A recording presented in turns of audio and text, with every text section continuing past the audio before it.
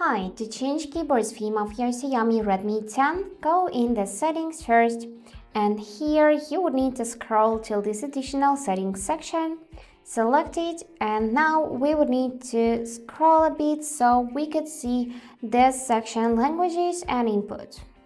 After that, simply select manage keyboards, choose your current default keyboard, in my case it would be Gboard, just tap it like that, and then go in the theme section. And here you would find plenty of options for your keyboard theme.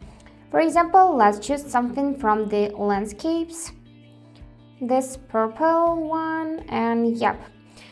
Also, you can enable those key borders just by tapping on the switcher, or you can disable it and you won't be able to see any borders on your keyboard.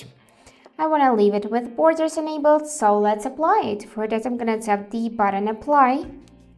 And now let's check the changes. I'm gonna trigger my keyboard and that is how it looks now. Also, to reach this feature easily, you can simply tap on the settings icon above the keyboard and here select theme and choose something from the list. So that's it for today. Hope this video was helpful and thank you for watching.